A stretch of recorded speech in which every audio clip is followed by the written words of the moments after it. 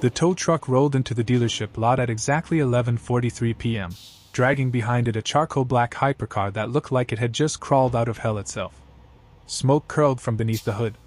The left headlight flickered like a dying eye. Half the rear bumper was hanging loose, and the engine made a metallic grinding sound so violent that every mechanic standing outside instinctively stepped back. "Kill the ignition!" someone shouted. But the driver was already dead silent behind the wheel. The dealership's night staff rushed forward. When they opened the door, they found the CEO of Mercer Automotive slumped sideways, blood running down from his forehead onto a $9,000 Italian suit. His hands still gripped the steering wheel like he fought the car all the way there. Within minutes, flashing ambulance lights painted the luxury dealership red and blue. Nobody noticed the single dad sweeping the service floor in the corner. Ethan Cole kept his head down while paramedics rushed the billionaire away. He had worked at Mercer Automotive for 11 months, mostly mopping oil spills, hauling scrap engines, and cleaning tools nobody respected enough to return properly. Before that, he'd been a master engine builder. Before the divorce. Before the debt.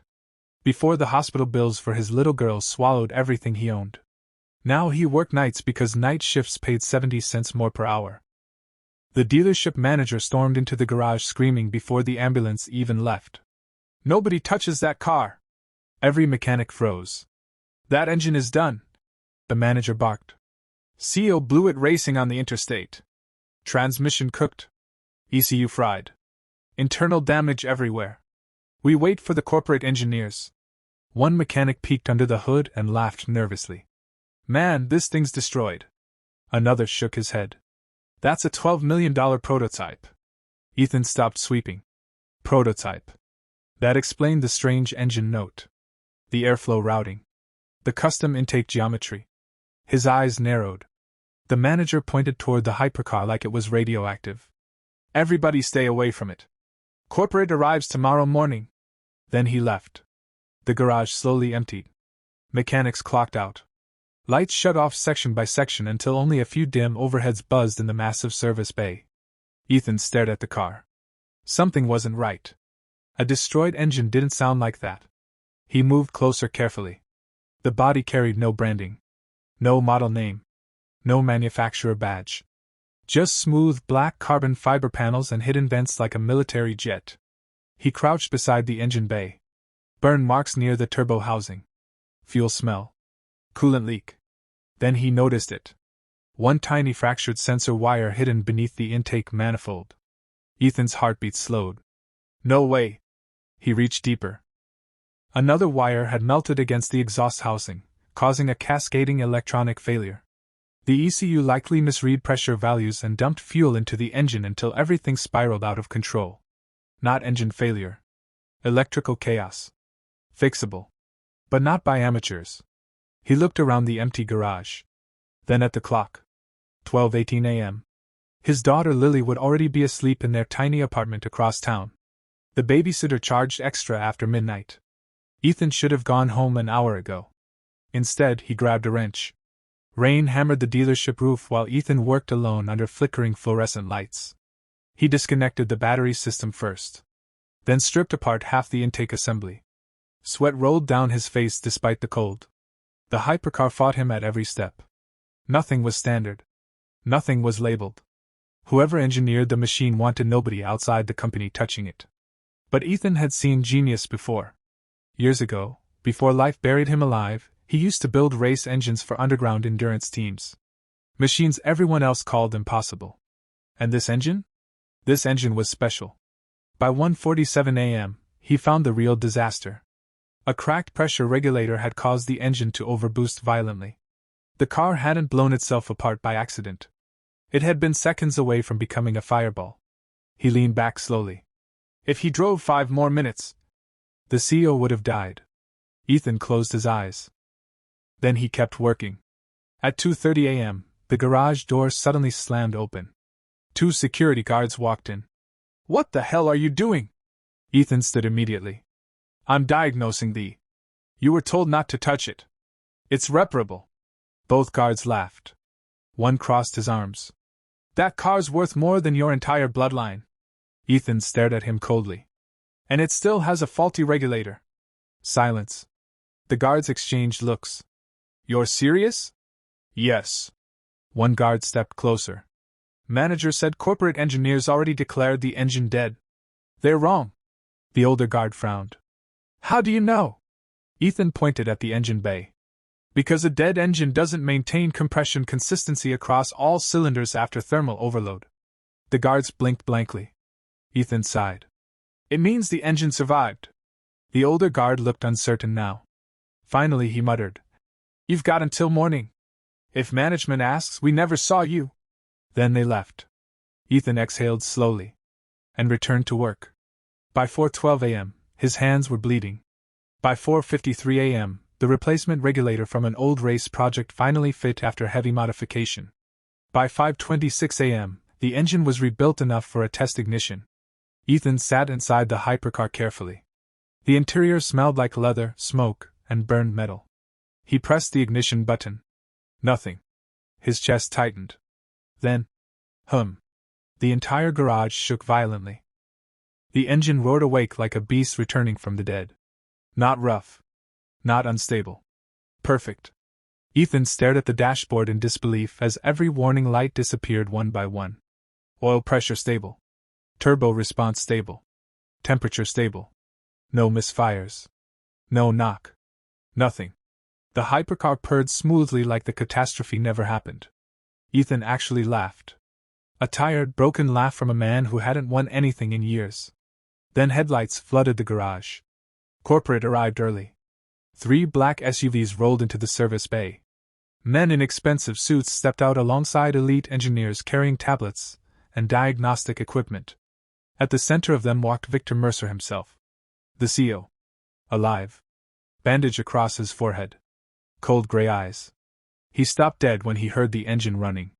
Every employee arriving for morning shift froze in terror. The dealership manager nearly fainted.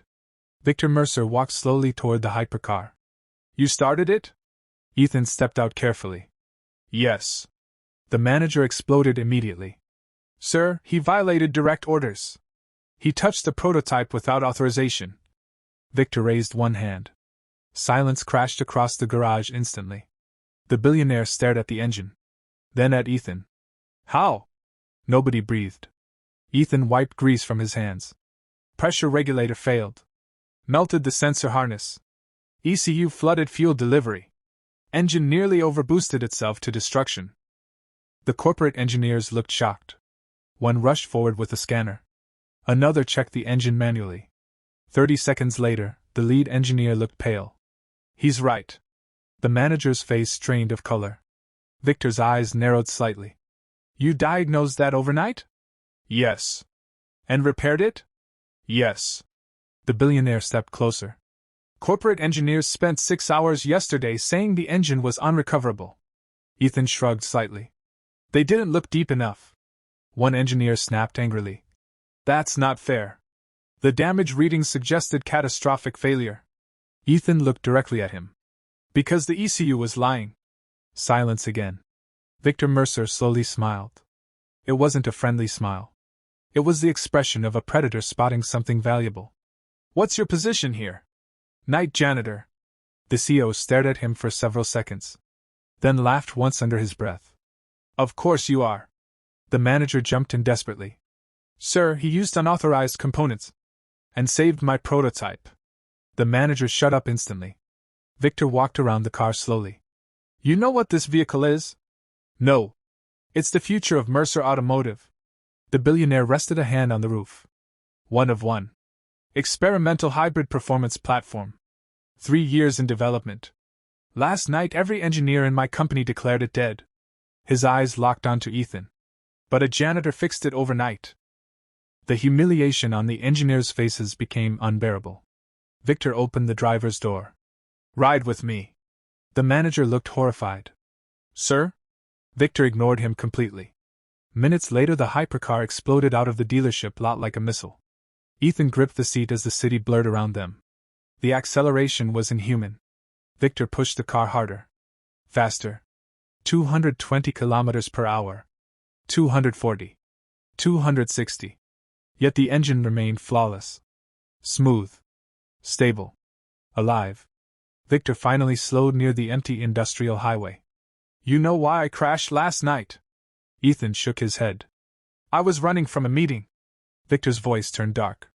Board members wanted to cancel this project. Said it was too dangerous. Too expensive. Too unstable. He looked ahead coldly. And then the engine failed. Ethan understood instantly. They thought they were right. Yes. Victor pulled over beneath a bridge and shut the engine off. Rain tapped softly against the windshield. Then the billionaire asked quietly, Why are you working as a janitor? Ethan stared out the window. Life happened. Victor studied him. Not good enough. Ethan finally answered. My daughter got sick. Medical debt destroyed everything. My shop closed. My wife left. Nobody hires a mechanic with bankruptcy history. Victor said nothing for a while. Then, What's your daughter's name? Lily. How old? 8. Victor nodded once slowly. Then restarted the engine. When they returned to the dealership, everyone was waiting. Executives. Mechanics. Engineers. Employees whispering everywhere. Victor stepped out first. Then he tossed Ethan the car keys in front of everyone. You fixed it. You test it. The garage fell silent. The manager looked like he might collapse. Ethan caught the keys instinctively. Victor faced the corporate staff. Effective immediately, Ethan Cole joins Mercer Engineering. One executive protested instantly. Sir, he has no current certifications. He has results. Another executive frowned. This could create legal complications. Victor's eyes turned icy. Then rewrite the legal department. Nobody argued again. The billionaire looked back at Ethan. Salary starts today. Ethan swallowed hard. Sir? I don't even own decent clothes. Victor smirked slightly. Good. Engineers should smell like engines. For the first time in years, the entire garage looked at Ethan differently. Not as invisible. Not as a failure. But as the man who resurrected the impossible. And it should have ended there. But it didn't. Because 3 nights later, Ethan discovered something hidden inside the Hypercar's system logs. The engine failure hadn't been accidental. Someone sabotaged the vehicle. At first he thought the corrupted data was random. But buried deep inside the diagnostic history was proof that the pressure regulator settings had been manually altered remotely. Someone wanted the prototype destroyed. And possibly Victor Mercer with it. Ethan's blood ran cold. He copied the files immediately. Then his office door opened. One of the senior engineers stood there smiling. Daniel Reeves. Perfect suit. Perfect hair. Perfect corporate smile. You're fitting in well, Daniel said calmly. Ethan minimized the screen casually. Trying to. Daniel stepped inside and closed the door. You know, he continued softly, Victor trusts people too quickly. Ethan felt tension crawl up his spine. Daniel's eyes drifted toward the computer monitor. Curiosity can become dangerous here. Then he left. Ethan didn't breathe for several seconds. That night, he drove home checking his mirrors constantly. At 1:13 a.m., a black SUV appeared behind him. Then another. Ethan's pulse spiked. The SUVs accelerated. He turned sharply through side streets. They followed. His old pickup truck rattled violently as he pushed it harder than it was ever meant to go. One SUV rammed his rear bumper. Metal screamed. Lily was asleep in the passenger seat. Dad? It's okay, baby. But it wasn't. Another impact nearly spun the truck sideways. Ethan saw headlights closing fast. Then suddenly, a pair of black performance sedans exploded into the intersection from nowhere. Mercer Security. The SUVs backed off instantly. One peeled away. Then the other. Gone. Ethan finally stopped shaking when he reached his apartment. Outside the building stood Victor Mercer himself. Rain soaked his coat. You found the sabotage. It wasn't a question. Ethan stared at him. You knew? Victor's jaw tightened. I suspected. Who? The board. Ethan froze. Victor looked toward the apartment windows where Lily slept. They want control of the company. Killing the project kills me politically. Killing me literally would have been cleaner. Ethan felt sick. Victor handed him a small black card. Private elevator access. Security clearance. New apartment tomorrow morning. I don't need charity. Victor's expression hardened. This isn't charity. He stepped closer. They came after your daughter. Silence. Cold, terrifying silence. Victor's voice dropped lower. You saved my life. Now I protect yours. For the first time, Ethan realized how deep this war actually went. The billionaire turned toward his car. Then paused. One more thing. He looked back at Ethan carefully. That engine you repaired? Yes? Victor almost smiled. It broke every performance record we tested today. Ethan blinked. What? Fastest prototype Mercer Automotive has ever built. The rain poured harder. Victor opened his car door. And tomorrow morning, the entire board learns the janitor they ignored just changed the future of the company.